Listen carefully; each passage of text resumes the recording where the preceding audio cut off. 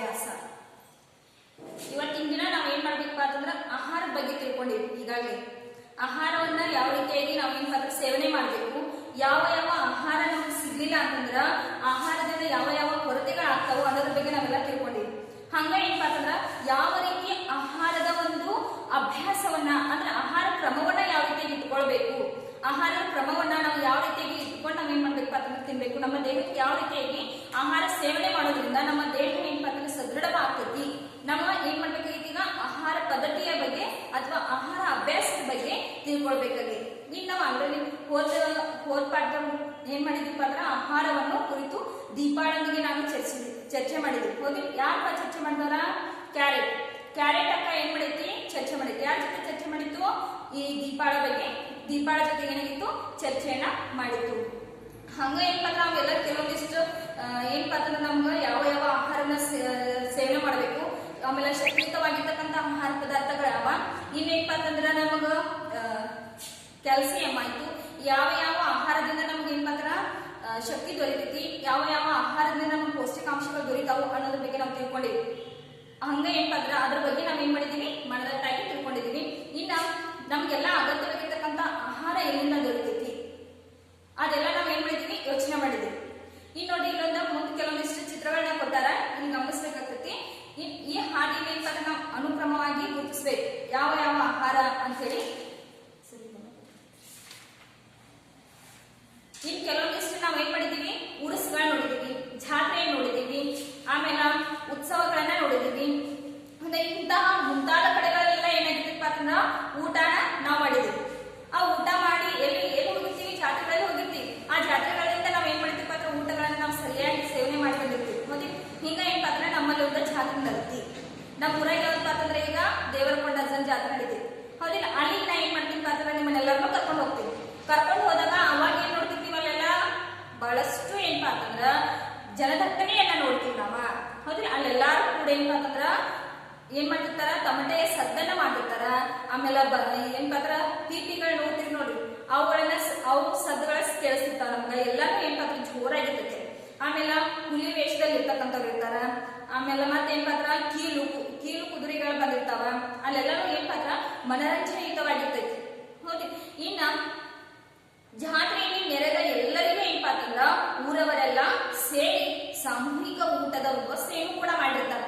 ನಮ್ ದೇವರಕೊಂಡ ಅಜ್ಜನ ಜಾತ್ರೆ ಒಳಗೂ ಏನ್ ಮಾಡಿರ್ತಾರಪ್ಪ ಅಂತಂದ್ರ ಊಟದ ವ್ಯವಸ್ಥೆನೂ ಇರ್ತೈತಿ. 5 ದಿನ ನಾವ್ ಏನ್ ಮಾಡ್ತೀವಿ ಅಲ್ಲೆಲ್ಲ ಊಟ ಮಾಡ್ತೀವಿ. ಅಲ್ಲೆಲ್ಲ ಜಾತ್ರೆಯಲ್ಲಿ ಏನಪ್ಪಾ ಅಂತಂದ್ರ ಅಲ್ಲಿರ್ತಕ್ಕಂತಹ ಮನರಂಜನೆ ಎಲ್ಲಾನು ನಾವ್ ಏನ್ ಮಾಡ್ತೀವಿ ನೋಡ್ಕೊಂಡ ಬಂದಿರ್ತೀವಿ. ಇನ್ನ ಅಷ್ಟೊಂದು ಜನರಿಗೆ ಊಟದ ವ್ಯವಸ್ಥೆ ಮಾಡಲು ಜನರೆಲ್ಲರೂ ಏನ್ ಮಾಡಿರ್ತಾರಪ್ಪ ಅಂದ್ರೆ ಅಲ್ಲಿ ಸಹಕಾರ ಮಾಡಿರ್ತಾರೆ. ಒಬ್ಬರ ಇಬ್ಬರಿಂದ ಏನಾಗಂಗಿಲ್ಲಪ್ಪ ಅಂತಂದ್ರ ಅದು ಸಿಗಂಗಿಲ್ಲ. ಒಬ್ಬರ ಇಬ್ಬರಿಂದ ನಮ್ಗೆ ಏನಾಗಂಗಿಲ್ಲ, ಅದು ಊಟ ಸಿಗಂಗಿಲ್ಲ. ಅಷ್ಟು ಜನರಿಗೆಲ್ಲ ಸಾವಿರಾರು ಮಂದಿ ಕೂಡಿರ್ತಾರ. ಅಷ್ಟು ಜನರಿಗೆಲ್ಲ ನಮ್ಗೆ ಏನ್ ಮಾಡಕ್ಕಾಗಿಲ್ಲ, ಅಷ್ಟು ಜನರಿಗೆ ಅಷ್ಟೊಂದು ಆಹಾರವನ್ನ ಒಬ್ಬರಿಗೆ ಇಬ್ಬರಿಂದ ಮಾಡಕ್ ಸಾಧ್ಯ ಇಲ್ಲ. ಹಲವಾರು ಜನರಿಗೆ ಸಹಕರಿಸಿ ಏನ್ ಮಾಡಿರ್ತಾರಪ್ಪ ಅದರಲ್ಲಿ ಮಾಡಿರ್ತಾರ. ಇನ್ನು ಊರ ಜನರೆಲ್ಲರೂ ತಮಗೆ ಸಾಧ್ಯವಾದಷ್ಟು ಏನ್ ಮಾಡಿರ್ತಾರೋ ಹಣ ಕೊಟ್ಟಿರ್ತಾರ. ಇನ್ ದವಸ ಧಾನ್ಯಗಳನ್ನ ಕೊಟ್ಟಿರ್ತಾರ, ಸೌದೆಗಳನ್ನ ಕೊಟ್ಟಿರ್ತಾರ. ಹೌದಾ,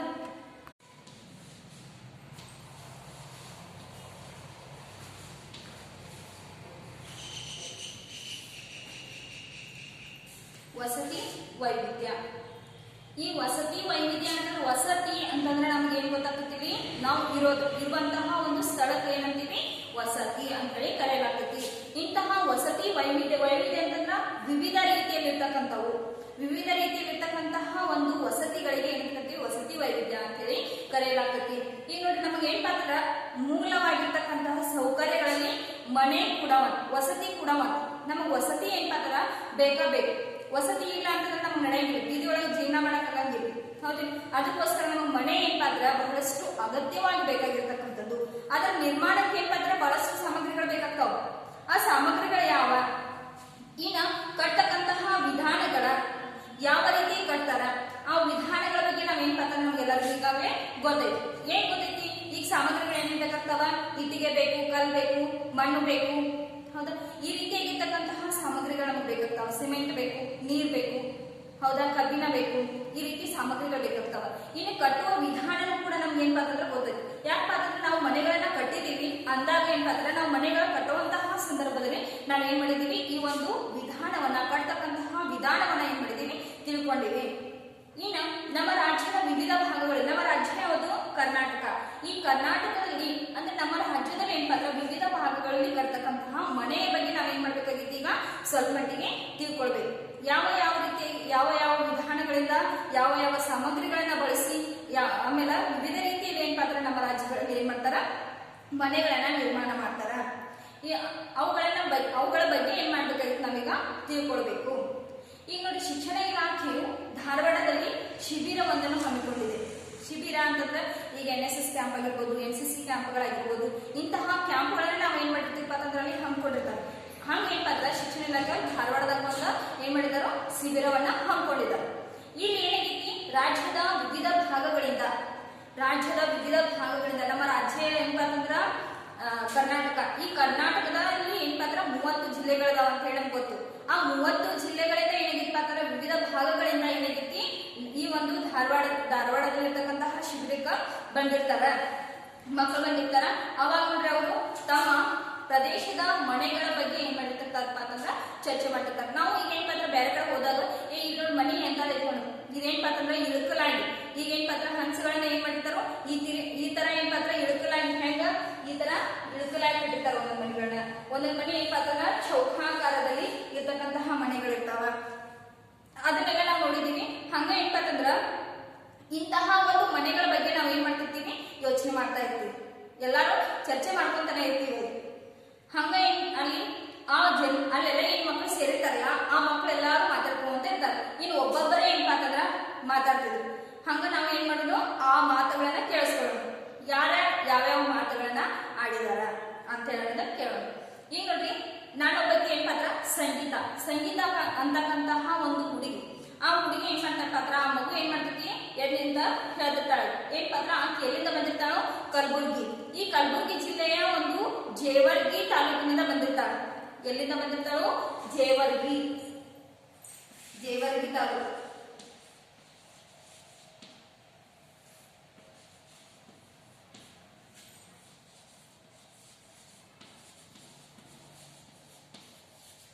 ಯಾರು ಬಂದಿರ್ತಾರೋ ಸಂಗೀತ.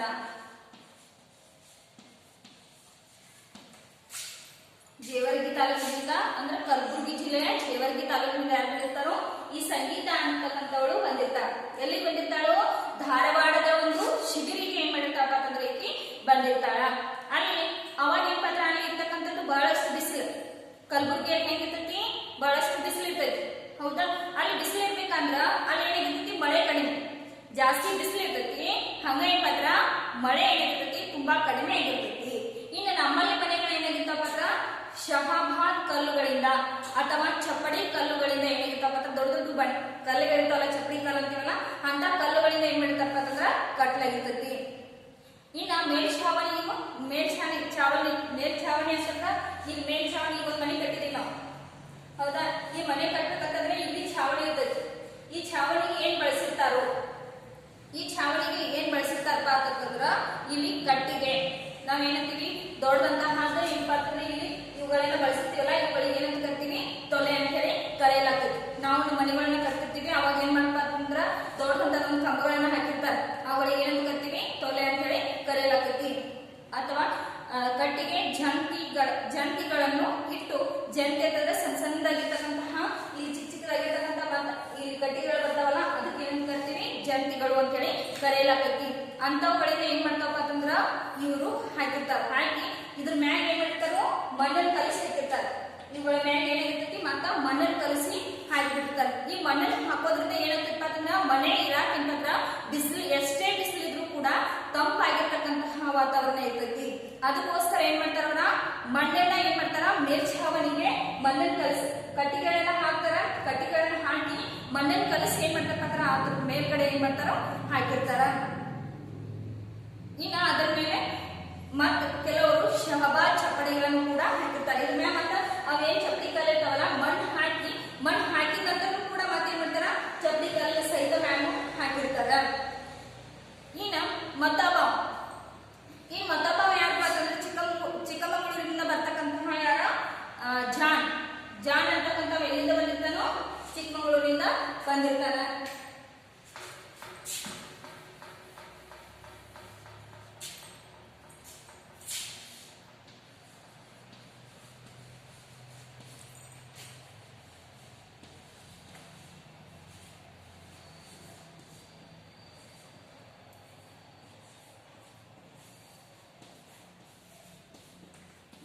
ಈ ಜಾನ್ ಅಂತಕ್ಕಂಥ ಎಲ್ಲಿಂದ ಬಂದಿರ್ತಾನೋ ಚಿಕ್ಕಮಗಳೂರು ಜಿಲ್ಲೆಯಿಂದ ಬಂದಿರ್ತಾನೆ. ಚಿಕ್ಕಮಗಳೂರು ಜಿಲ್ಲೆಯ ಕೊಪ್ಪದಿಂದ ಬಂದಿರ್ತಾನೆ. ಕೊಪ್ಪ ಇಲ್ಲಿ ಊರು ಯಾವಾಗಿರ್ತೈತಿ? ಕೊಪ್ಪ. ಚಿಕ್ಕಮಗಳೂರು ಜಿಲ್ಲೆಯ ಕೊಪ್ಪ. ಆಮೇಲೆ ಅಲ್ಲಿ ಏನಿರ್ತಿತ್ತಪ್ಪ ಅಂತಂದ್ರ ಮಳೆ ಜಾಸ್ತಿ. ನಾವು ಕಲಬುರಗಿ ಒಳಗೆ ನೋಡಿದ್ವಿ, ಅಲ್ಲಿ ಏನಿತ್ತು ಮಳೆ ಕಡಿಮೆ ಇತ್ತು, ಬಿಸಿಲು ಏನಾಗಿತ್ತು ಜಾಸ್ತಿ ಆಗಿತ್ತು. ಹೌದು, ಹಂಗ ಏನಪ್ಪ ಅಂತಂದ್ರ ಈ ಒಂದು ಚಿಕ್ಕಮಗಳೂರು ಜಿಲ್ಲೆಗೆ ಬಂದ್ವಿ ಅಂತಂದ್ರ ಅಲ್ಲಿ ಏನಿರ್ತೈತಿ ಮಳೆ ಜಾಸ್ತಿ ಆಗಿರ್ತೈತಿ, ಹಂಗ ಏನಪ್ಪ ಅಂತಂದ್ರ ಬಿಸಿಲು ಕಡಿಮೆ ಇರ್ತೈತಿ. ಇನ್ನು ಅಲ್ಲಿ ಮಳೆ ಹೆಚ್ಚಾಗಿ ಬರ್ತೈತಿ. ಇಲ್ಲಿ ಏನೇನ್ ಬಳಸಿರ್ತಾರ ಸಾಮಗ್ರಿಗಳನ್ನ ಮನೆ ಕಟ್ಟಕ್ಕಂತಂದ್ರ ಇಟ್ಟಿಗೆ ಅಥವಾ ಮಣ್ಣಿನಿಂದ ಮನೆಯ ಗೋಡೆಯನ್ನ ನಿರ್ಮಾಣ ಮಾಡಿರ್ತಾರೆ. ಇನ್ನ ಭತ್ತದ ಹುಲ್ಲಿನಿಂದ ಏನ್ ಮಾಡಿರ್ತಾರಪ್ಪ ಅಂದ್ರೆ ಇಳಿಜಾರ ಐತಿ. ಈಗ ಒಂದು ಮನೆ ಪಾತ್ರ ನಾವ್ ಏನ್ ಮಾಡಿದೀವಿ, ರೆಡಿ ಮಾಡಿದೀವಿ. ಇಳಿಜಾರ ಅಂತಂದ್ರ ಈ ಆಕಾರದಲ್ಲಿ ಏನಿರ್ತೈತಿ ಮನೆಯನ್ನ ನಿರ್ಮಾಣ ಮಾಡಿರ್ತಾರ. ಇಳಿಜಾರು, ಈ ಇಳಿಜಾರ ಯಾಕೆ ಮಾಡಿರ್ತಾರ? ಭತ್ತದ ಹುಲ್ಲನ್ನ ಯಾಕೆ ಯೂಸ್ ಮಾಡ್ತಾರ ಅಂತಂದ್ರ ಈ ಭತ್ತದ ಹುಲ್ಲಿನ ಮೇಲೆ ಏನ್ ಮಾಡ್ತಾರ ನೀರ್ ಬೀಳೋದ್ರಿಂದ, ಮಳೆ ನೀರ್ ಬೀಳೋದ್ರಿಂದ ಏನಾಗ್ತೈತಿ ಈ ಕಡೆ ಏನಾಗ್ತೈತಿ ಅಂದ್ರೆ ಈ ಕಡೆ ನೀರ್ ಈ ಕಡೆ ಹರ್ಕೊಂಡು ಹೋಗ್ತೈತಿ, ಈ ಕಡೆ ನೀರ್ ಏನಾಗಿರ್ತೈತಿ ಈ ಕಡೆನ ಹರ್ಕೊಂಡು ಹೋಗ್ತೈತಿ. ಅದಕ್ಕೋಸ್ಕರ ಏನ್ ಮಾಡ್ತಾರಪ್ಪ ಅಂತಂದ್ರ ಇಲ್ಲಿಯ ಜನರು ಮನೆಯನ್ನ ಯಾವ ರೀತಿ ಆಗಿರ್ತಂದ್ರ ಮಣ್ಣಿನಿಂದ, ಈ ಗೋಡೆಯನ್ನ ಮಣ್ಣಿನಿಂದ ಕಟ್ತಾರ. ಹಂಗ ಏನಪ್ಪಾ ಅಂತಂದ್ರ ಈ ಒಂದು ಚಾವಣಿನ ಏನ್ ಮಾಡಿರ್ತಾರೋ ಭತ್ತದ ಹುಲ್ಲಿನಿಂದ ಕಟ್ಟಿರ್ತಾರ. ಭತ್ತದ ಹುಲ್ಲಿನಿಂದ ಏನ್ ಮಾಡಿರ್ತಾರಪ್ಪ